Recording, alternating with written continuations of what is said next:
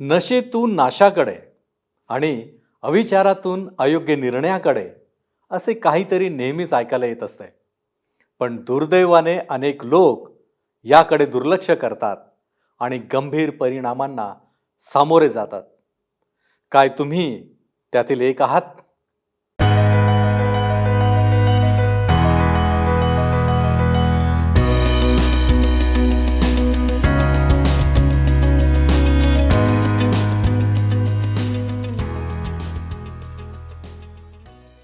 उपासना कार्यक्रमामध्ये आपले मनापासून स्वागत आहे. प्रियांनो, आपण एस्तेर पुस्तकाच्या अध्ययनास सुरुवात केलेली आहे. मागील भागात आपण या पुस्तकाचा परिचय आणि पहिल्या 4 वचनांचे अध्ययन केले होते. आजच्या भागात आपण पाहणार आहोत की अहश्वेरोश राजाची आज्ञा वष्टी राणीने कशी धुडकावली. तेथे काय घडले? राजाची आज्ञा काय होती? राणीने राजाची आज्ञा का धुडकावली? असे अनेक प्रश्नांची मालिका कदाचित तुमच्या मनात आली असणार. यांची उत्तरे हवीत ना? तर मग चला प्रियांनो, आपण आपल्या अध्ययनाची सुरुवात करूया. श्रोत्यांनो, ह्या दिवसांमध्ये आम्ही एस्तेरच्या पुस्तकाचे अध्ययन करीत आहोत. पहिल्या अध्यायाच्या 4 वचनांना मी आपल्याकरिता वाचलेले आहे. पहिल्या अध्यायामध्ये आम्हाला दिसतं की पतीची अवज्ञा करणारी पत्नी काय करते. ह्या पुस्तकातला इतिहास मूर्तिपूजक राष्ट्राच्या इतिहासाचा एक भाग आहे आणि हा भाग पवित्र शास्त्रात एका विशिष्ट हेतूने समावेशित करण्यात आला आहे. देवाची योजना शिकवणे हा तो विशिष्ट हेतू आहे आणि ही गोष्ट किंवा हा इतिहास वाचताना आपण ही देवाची योजना पाहणार आहोत. श्रोत्यांनो, आपण ही गोष्ट लक्षात ठेवली पाहिजे की अहश्वेरोश हे माणसाचे नाव नाही, तर ती एक पदवी आहे व तिचा अर्थ मोठा पिता किंवा आदरणीय राजा असा होतो.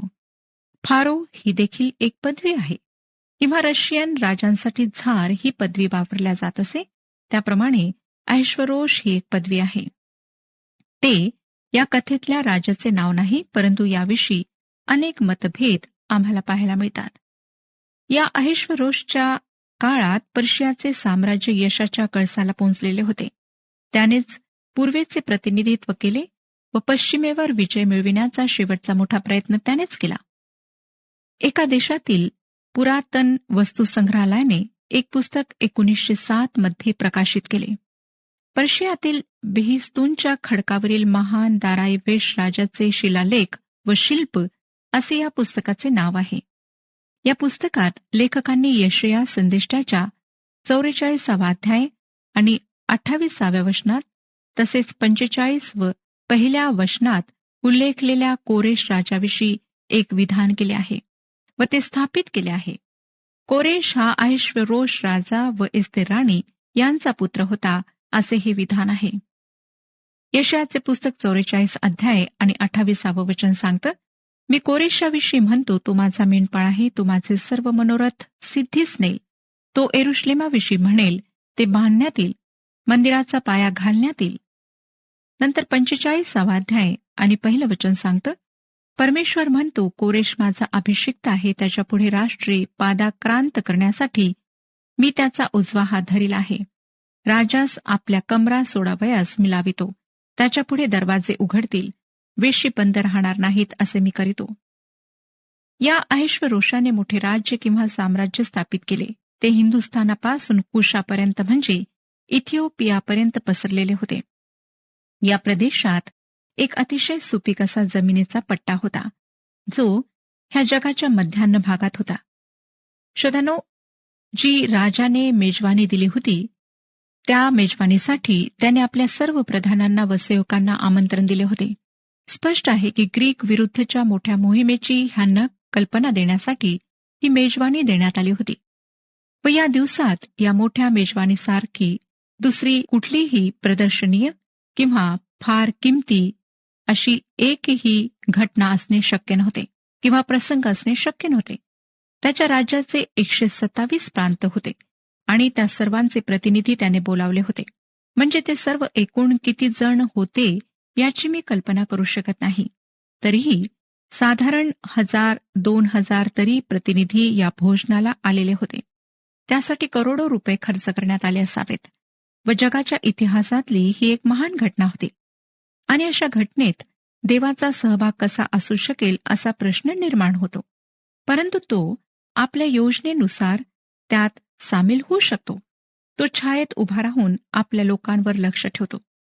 आता श्रोत्यानो, 180 दिवस या लोकांचा त्या राजाने पाहुणचार केला. म्हणजे 6 महिने हा सोहळा मोठा भपका आणि डामाडोल लोकांना दिसत होता आणि ह्या सर्व गोष्टी साजऱ्या होत होत्या.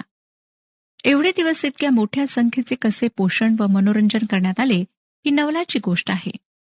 पौर्वात्य राजदरबाराची वैशिष्ट्ये या भोजनाच्या वेळेस स्पष्ट दिसून आली. तसेच वैभव, संपन्नता ह्यांचे देखील मोठे प्रदर्शन करण्यात आले. हे सर्व करण्यामागचे त्याचे कारण किंवा हेतू स्पष्ट आहे. त्याने आपल्या राज्याच्या कानाकोपऱ्यातून आपले प्रधान व मांडलिक यांना आमंत्रित केले होते. त्यांचा संपूर्ण पाठिंबा मिळविण्याचा त्याचा हेतू होता व त्यांच्या साह्याने ग्रीसवर विजय मिळविण्याची लष्करी मोहीम आखून त्या काळातल्या संपूर्ण जगावर राज्य करण्याची त्याची इच्छा होती. आणि त्याच्या या प्रयत्नात त्यांनी जवळजवळ यश मिळवले होते. आणि मला खात्री आहे की देवाने जर सत्ता पूर्वेकडून पश्चिमेकडे जाईल हे विदित केले नसते तर त्याच्या या प्रयत्नात त्याला संपूर्ण यश मिळाले असते. देवाने त्याच्या या अपयशाविषयी आधीच विदित केले होते. ज्या युद्धाविषयी आपण विचार करीत आहोत श्रोत्यानो, त्याची तयारी करण्याची आपली तयारी आहे असे या प्रधानांना व मांडलिकांना दाखविण्याची त्याची इच्छा होती.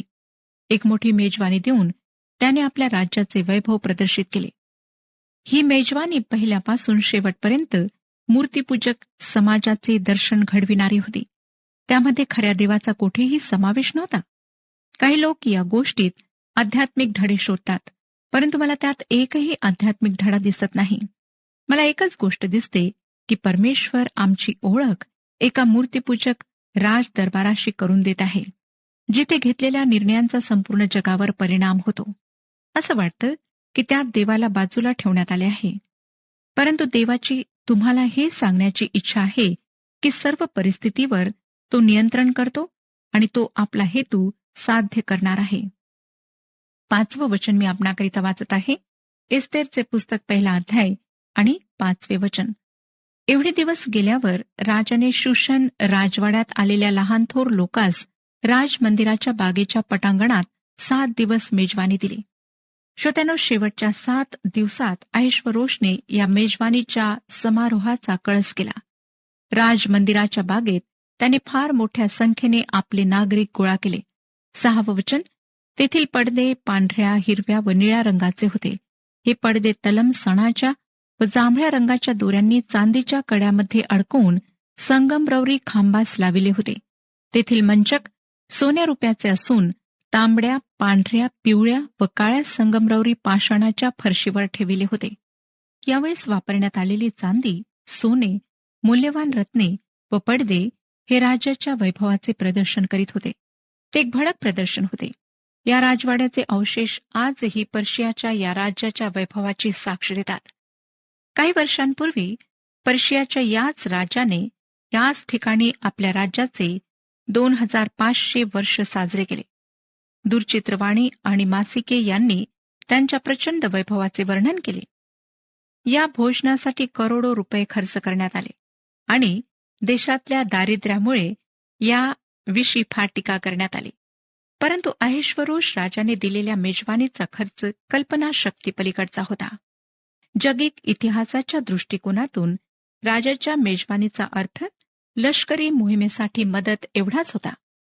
युद्ध आपल्याला परवडण्यासारखे आहे हे त्याला दाखवायचे होते आणि हे आपल्या प्रधानांना व मांडलिकांना पटविण्यासाठी त्याने या मेजवानीचा उपयोग केला. श्रोत्यानो, आपल्या नव्या लष्करी मोहिमेसाठी तो पाठिंबा मिळवू पाहत होता. मानवी स्वभाव बदलत नाही. मेदय व पारस यांचा राजा लढाईवर जाणार होता, पण त्याआधी त्यासाठी पुरेसे सहाय्य व पाठिंबा मिळविण्याचा त्याने प्रयत्न केला. 7वं वचन. त्या मेजवानीत राजास पिण्याला योग्य असा द्राक्षारस तऱ्हेतऱ्हेच्या सुवर्ण पात्रात घालून राजाच्या औदार्यानुसार लोकास विपुल पिण्यास देण्यात आला. हा मूर्तीपूजकांचा समारंभ पहिल्यापासून ते शेवटपर्यंत त्यांच्याच पद्धतीचा होता व त्याचा समारोप दारूबाजीने झाला. 8वं वचन आम्हाला सांगतं, हे पिणे नियमानुसार असे कोणी कोणास आग्रह करीत नसे. राजाने आपल्या मंदिराच्या सर्व कारभाऱ्यास आज्ञा केली होती की त्यांनी पाहुण्यांची तब्येत सांभाळावी. पिणे नियमाप्रमाणे होते असे हे वचन आम्हाला सांगते.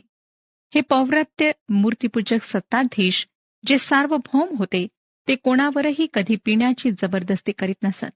ते स्वतः जरी दारूबाजी करीत तरी पिण्याची कोणाला सक्ती नव्हती. परंतु श्रोत्यांनो, आजकाल दारू पिणे एक प्रतिष्ठेचे लक्षण समजले जाते. व्यवसायानिमित्त आयोजित केलेल्या मेजवानीच्या वेळेस दारू देखील सादर केल्या जाते व ती न पिणाऱ्याकडे तुच्छतेने पाहिल्या जाते. किंवा असल्या मेजवान्या दारूबाजी केल्याशिवाय पूर्ण होत नाहीत.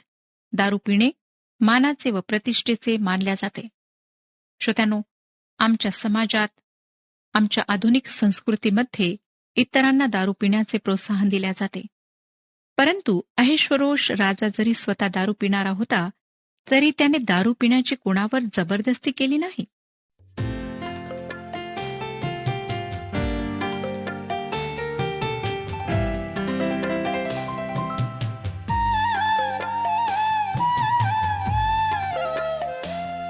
तू साज माझ्या जीवाचा आहेस गीत मनाचा.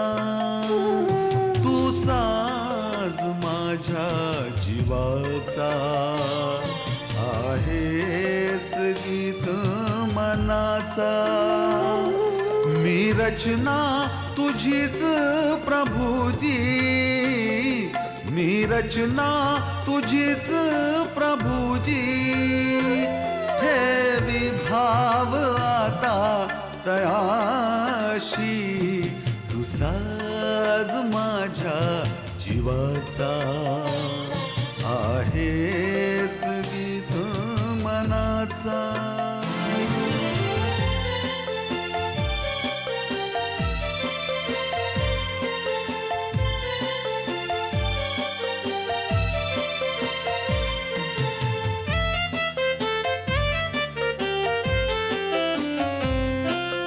येशूची प्रीती वर्णी त्रिभुवनात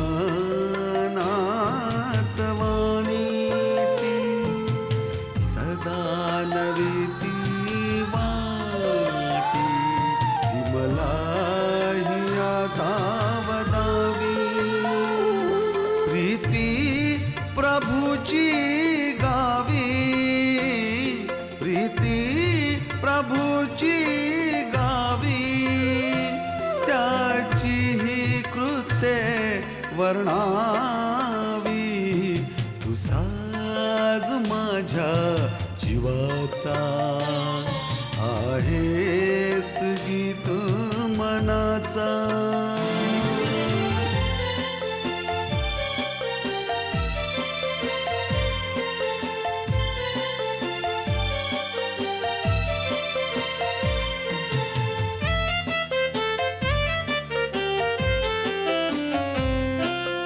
जगिया दुःखे घेरी विश्वास भावे हारी.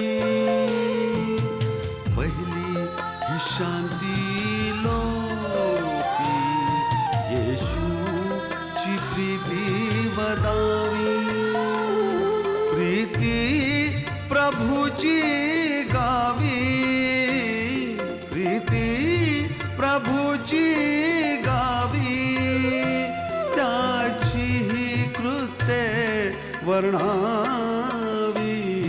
तू साज माझ्या जीवाचा आहेस गीत मनाचा. मी रचना तुझीच प्रभुजी, मी रचना तुझीच प्रभुजी. ठेवी भाव आता तयाशी. तू साज माझ्या जीवाचा आहेस गीत मनाचा.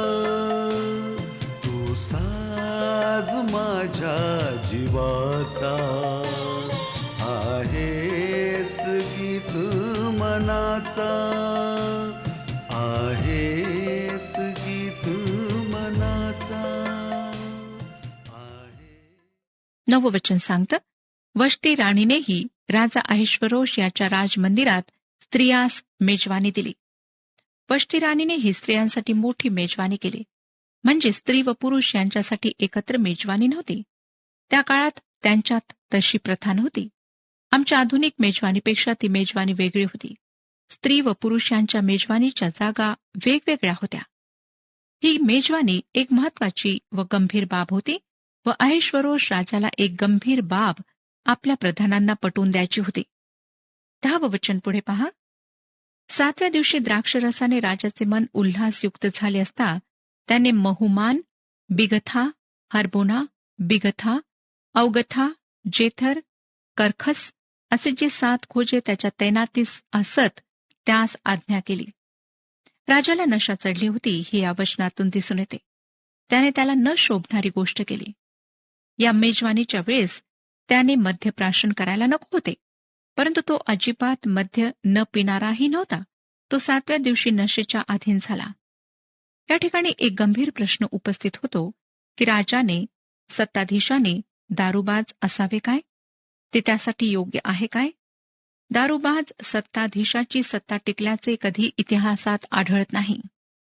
ऐरवी अहेश्वरोशाने जी गोष्ट कधी केली नसती ती गोष्ट त्याने दारूच्या नशेत केली आहे.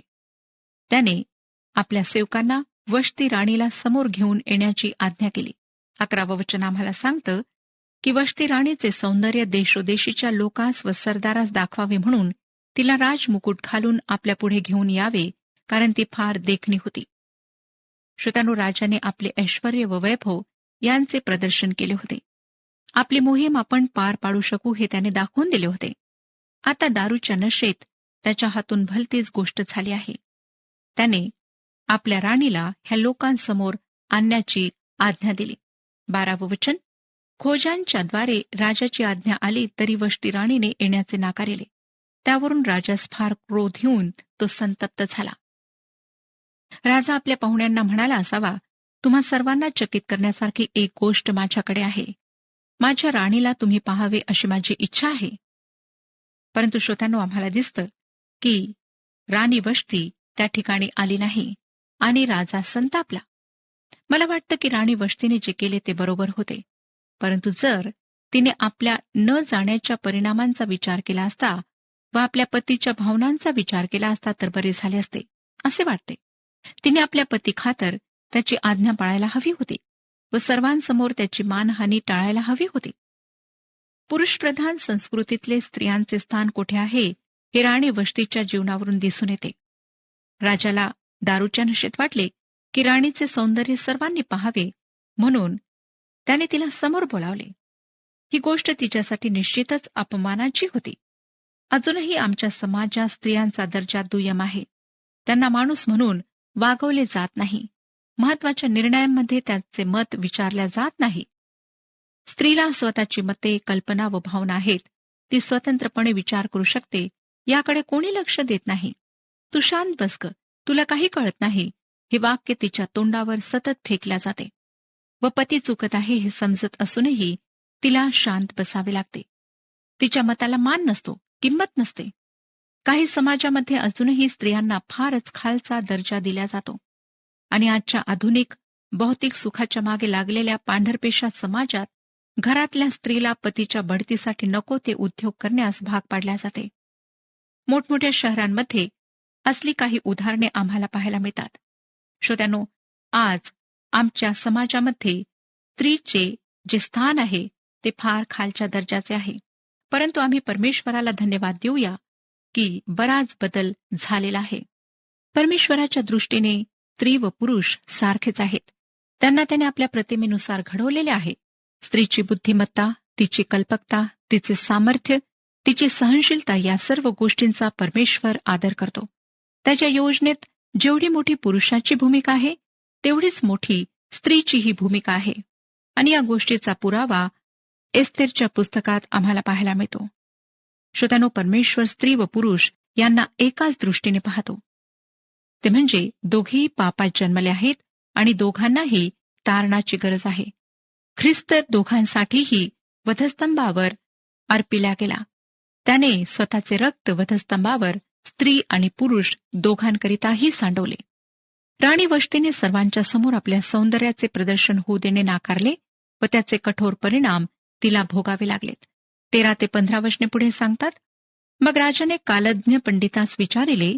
तो राजा सर्व न्यायशास्त्री व धर्मज्ञ यांचा असा सल्ला घेत असे. त्याचजवळ कर्शना, शेथार, अदमाथा, तार्शिश, मेरेस, मर्सना व ममुखान हे पारस व मेदे येथले 7 सरदार असत. ते राजाच्या हुजुरास असून राज्यात त्यांचा पहिला मान असे. राजाने त्यास विचारले की अहेश्वरोषाने खोजांच्याद्वारे केलेली आज्ञा वष्टी राणीने मानिली नाही, तर आम्ही कायदेशीर रीतीने तिचे काय करावे? अशा कठीण परिस्थितीमुळे राजाला ताबडतोब आपल्या महत्वाच्या सल्लागारांची, मंत्र्यांची बैठक बोलवावी लागली. श्रोत्यानो, त्यांची नावे आताच आपण वाचली. ते राजाला वैयक्तिकरित्या व गुप्तपणे भेटले. आमच्यासाठी आज या घटना मूर्खपणाच्या वाटतील, परंतु श्रोत्यानो, त्या काळात ही परिस्थिती फार गंभीर होती. राणीने राजाची आज्ञा पाळायला नकार दिला. या गोष्टीची मंत्रिमंडळाने दखल घेणे आवश्यक होते. या ठिकाणी ते मोठ्या लष्करी मोहिमेची तयारी करीत होते आणि राणी राजाची एक मागणी मान्य करीत नव्हती. ही स्थिती खरोखर गंभीर होती. याविषयी त्यांना काहीतरी करणे गरजेचे होते असे दिसते की या बाबतीत एखादा कायदा उपलब्ध नव्हता. आता ते तिच्याविषयी काय करणार? मला ही स्थिती फार गमतीशीर वाटते. हे सर्व पुरुष आता फारच अस्वस्थ झाले आहेत. एका स्त्रीने त्यांचा अपमान केला आहे. आता तिला कसा धडा शिकवायचा याविषयी त्यांची खलबते सुरू झाली आहेत. श्रोत्यानो, त्यांनी काय निर्णय घेतला ते आम्हाला पुढे वाचायला मिळतं. 16वे वचन, तेव्हा ममोखानाने राजास व सरदारास उत्तर केले, वष्टी राणीने हा अपमान केवळ राजाचा केला आहे असे नाही, तर सर्व सरदारांचा व अहेश्वरोष राजाच्या सर्व प्रांतात राहणाऱ्या एकंदर लोकांचाही केला आहे. त्या काळात स्त्रियांना वस्तूप्रमाणे वागवल्या जाई. आजही ती स्थिती बऱ्याच ठिकाणी आहे आणि मला वाटतं की स्त्रियांची स्थिती त्याहीपेक्षा खराब आहे. आपल्या घरात जेव्हा मिक्सर किंवा कपाट, रेडिओ, टेप रेकॉर्डर आम्ही आणतो किंवा टीव्ही सेट खरेदी करतो, तेव्हा त्यांच्यासाठी आपण एक विशिष्ट जागा राखून ठेवतो. त्या वस्तू एकदा तेथे ठेवल्या की त्यांना त्यांच्या जागेवरून सहसा आपण हलवत नाही. त्या वस्तू अनेक वर्षे टिकाव्यात, चोरीला जाऊ नयेत म्हणून आम्ही त्यांची काळजी घेतो. परंतु श्रोत्यानो, विवाह करून घरात आणलेल्या सुनेला मात्र घरामध्ये विशिष्ट जागा मिळत नाही. तिची कोणी कदर करीत नाहीत. ती सर्वात शेवटी जेवते. तेव्हा तिच्यासाठी जेवण उरले की नाही याचा कोणी विचार करीत नाही. तिला एकटे वाटत असेल, आपल्या अलिप्त व दुष्ट वागण्याने तिच्या मनाला तडा जात असेल, याचा कोणी विचार करते काय? निर्जीव वस्तूची आम्ही काळजी घेतो, परंतु ती तर जिवंत हाडामासाची तुमच्या माझ्यासारखी मानव आहे याचा कोणी विचार करीत नाही. सून असो, पत्नी असो, आई असो, ती स्त्री आहे व तिची जागा माझ घरातच असणार असे गृहीत धरणारे महाभाग आमच्यात आहेत. व स्त्रियांनी स्वतःचे स्वातंत्र्य कधी उपभोगू नये अशी जबरदस्ती त्यांच्यावर केल्या जाते. अहेश्वरोषाच्या दरबारात स्त्रियांविषयी काही कायदा नव्हता. याचे कारण असे की स्त्रिया त्यांच्या इतक्या ताब्यात होत्या की त्या कधी विरोध करतील, बंड करतील असे त्यांना स्वप्नातही वाटले नसेल व त्यामुळे त्यांच्याविषयी काही कायदा करण्याची गरजही नव्हती. परंतु वष्टी राणीच्या या बंडखोर वर्तनामुळे कडक कायदा करण्याची गरज निर्माण झाली. अशा परिस्थितीला ताब्यात ठेवणे या पुरुषांसाठी फार आवश्यक झाले. त्यापैकी ममुखानने सर्वांच्या वतीने आपले मत मांडले. तो मनातून घाबरला होता. राणीचे हे कृत्य इतर बायकांना कळले तर त्याही आपल्या नवऱ्यांकडे तुच्छतेने बघू लागतील अशी त्याला भीती वाटत होती. मला वाटतं श्रोत्यांनो, त्याला याविषयी स्वतःच्या घरात समस्या असावी. त्याची पत्नी त्याच्याकडे तुच्छतेने पाहून त्याला त्रास देण्याचा प्रयत्न करेल अशी त्याला भीती होती. तो या ठिकाणी म्हणत आहे 17व्या वचनात, राणीच्या या कृत्याची खबर सर्व स्त्रियास लागेल आणि राजा अहेश्वरोष याने वष्टी राणीस आपल्यासमोर येण्यास आज्ञा केली असूनही ती आली नाही असे त्यास कळेल, तेव्हा त्या आपापल्या पतीस तुच्छ मानू लागतील. त्याला असं वाटत आहे की घरी गेल्यानंतर मला ह्या गोष्टीमुळे डोकेदुखी होणार आहे. मला या सर्व परिस्थितीचे परिणाम भोगावे लागणार आहेत. खरे तर श्रोत्यानो, या माणसाचा अहंकार दुखावला गेला होता. एक स्त्री अशा प्रकारे पुरुषाचा अपमान करते व सर्व बायकांसमोर तसेच उदाहरण ठेवते, हे तो सहन करणारा नव्हता. त्याच्या दृष्टीने हे कृत्य उदामपणाचे होते. पुढे आम्हाला 18 आणि 19 वचने सांगतात, आज राणीचे हे कृत्य पारस व मेदे यांच्या ज्या सरदार स्त्रियांनी ऐकले आहे, त्या राजाच्या सरदारास असेच म्हणू लागतील. तशाने फार अपमान व संताप उत्पन्न होईल. राजाची मर्जी असल्यास त्याने एक राजकीय फरमान फिरवावे आणि काही फेरबदल होऊ नये म्हणून पारसी व मेदे यांच्या कायद्यात असे लिहून ठेवावे की वष्टीने राजा अहिश्वरोष याच्या समोर पुन्हा येऊ नये आणि तिच्याहून कोणी चांगली असेल तिला पट्टराणीचे पद मिळावे. लक्षात घ्या श्रोत्यानो की या पुस्तकामध्ये मूर्तीपूजक राज दरबाराचे वर्णन आहे.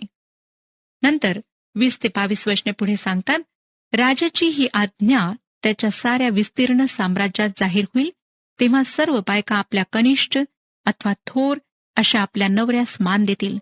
हे म्हणणे राजास व सरदारास पटले आणि ममुखानाच्या सांगण्याप्रमाणे राजाने केले. त्याने आपल्या राज्यातील सर्व प्रांतातून त्या त्या प्रांताच्या लिपीत व त्या त्या राष्ट्राच्या भाषेत पत्रे पाठविली की प्रत्येक मनुष्याने आपल्या घरात सत्ता चालवावी आणि ही आज्ञा आपल्या लोकांच्या भाषेत प्रसिद्ध करावी. श्रोत्यांनो, अशा प्रकारे ही कडक अशी आज्ञा जाहीर झाली. आणि पुढे काय होतं ते आम्ही पुढच्या कार्यक्रमामध्ये पाहू. परमेश्वर आपणा सर्वांस आशीर्वाद देवो. हा कार्यक्रम आपणास आवडला काय? आता आम्हाला एक मिस कॉल करा आणि आपण पुढील विजेता होऊ शकता.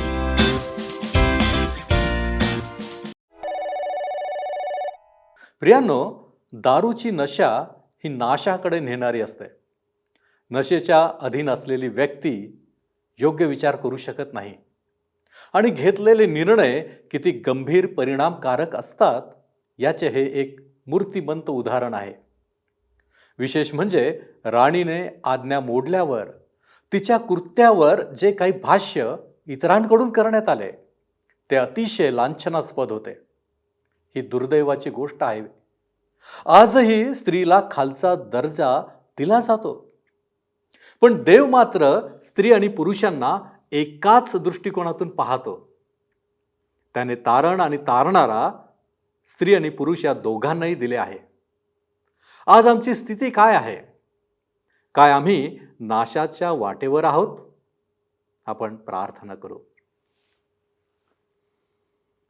प्रभूजी, आम्ही तुझ्या चरणापाशी आलेलो आहोत. तू आमचा उद्धारक देव आहेस. याबद्दल आम्ही तुझी स्तुती करतो, तुझ्या नावाला धन्यवाद देतो. आजच्या अध्ययनातून तू आम्हाला दाखवून दिलेला आहेस की तुझ्या दृष्टिकोनातून स्त्री आणि पुरुष वेगळे नाहीत. त्यांना तू एकाच स्तरावरती, जबाबदारीच्या स्तरावरती तू ठेवलेला आहेस. परंतु प्रभूजी, आम्ही मनुष्य मात्र या जगामध्ये असताना स्त्रीला मात्र खालच्या दर्जाचे आम्ही समजतो. प्रभूजी, तू आम्हाला क्षमा कर. आणि म्हणूनच प्रभूजी, आज आम्हाला ही वेगळी दृष्टी प्राप्त व्हावी. तुझी निर्मित केलेली प्रत्येक गोष्ट प्रभूजी आम्ही तुझ्या दृष्टिकोनातून पाहण्याचा प्रयत्न करावा, म्हणून तू आम्हाला सहाय्य कर. होय बापा, आणि म्हणूनच आम्ही तुझ्याकडे प्रार्थना करतो की आमच्या जीवनामध्ये आम्ही पक्षपातीपणा करू नये. प्रभूजी, तू आम्हाला सहाय्य कर. येशू ख्रिस्त आमचा प्रभू याच्याद्वारे मागतो, म्हणून तू ऐक. आमेन. ख्रिस्ताचे भय बाळगून एकमेकांच्या अधीन असा. प्रभूची शांती आपणाबरोबर असो.